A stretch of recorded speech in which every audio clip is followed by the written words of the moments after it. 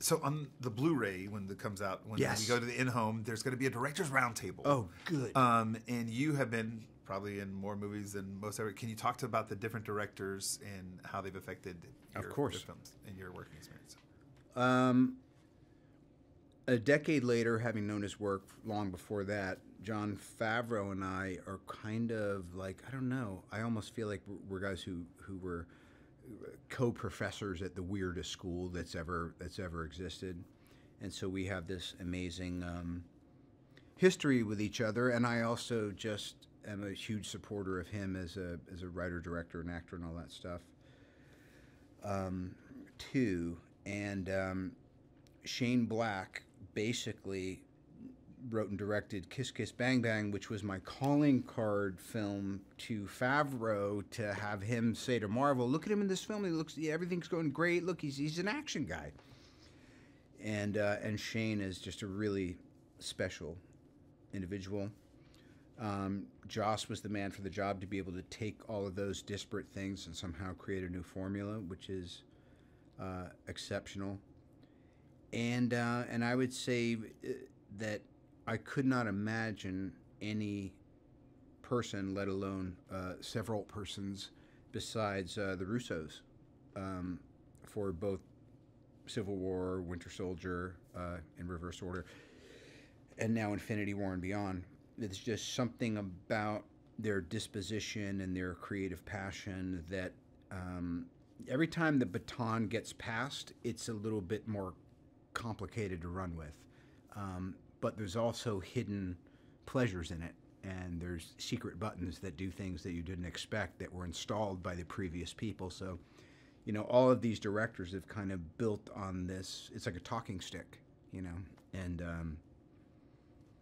and ultimately they are it's a director's medium. So ultimately the directors are, you know, when all is said and done, responsible for the outcome.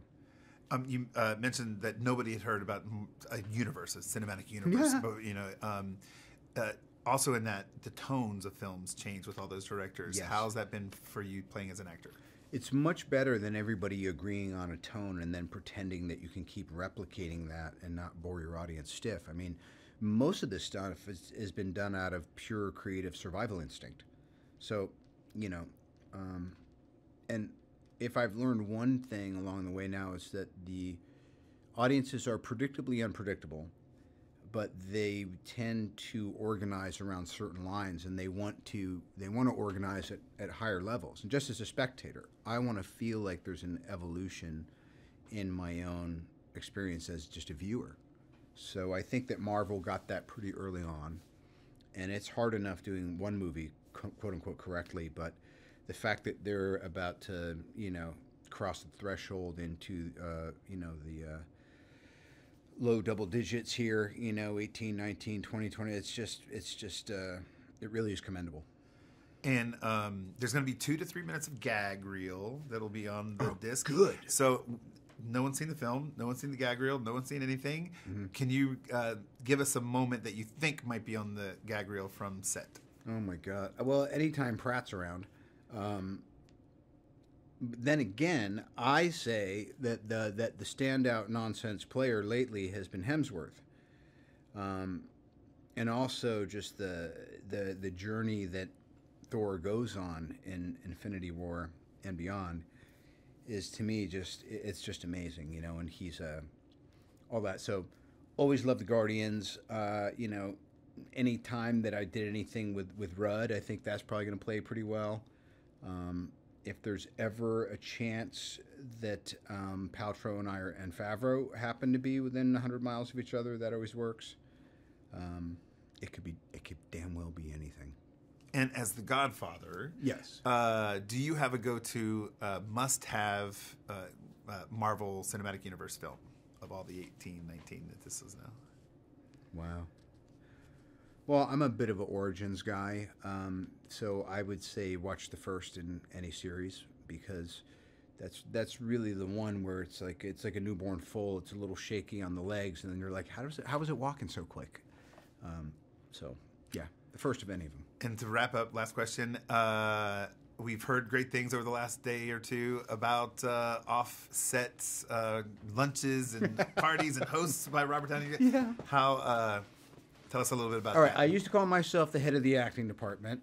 Then now I was given the name the Godfather or the Bob Father. I've heard that said too. But now what I am is a very comfortable and lazy event coordinator. That's essentially what I do now. So bar mitzvahs, parties, weddings, after parties, and certainly production lunches. That's something that I special in.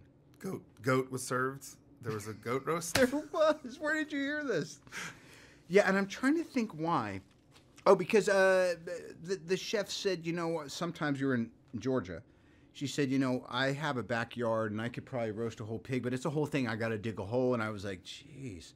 I was like, well, we're going to need that. And then it just seemed a little less brutal, but even stranger that there was a cloven-hoofed animal brought to her. It got very medieval that day. I'll tell you that much. And I'm told the goat's name was known. The goat had a pretty nice life before it was ended prematurely for our needs. Look, the whole world should be heading towards being vegetarian, but until then, don't give me any guff. Once the thing's already been offed, I mean, if I got offed, I would rather be served while I still tasted good.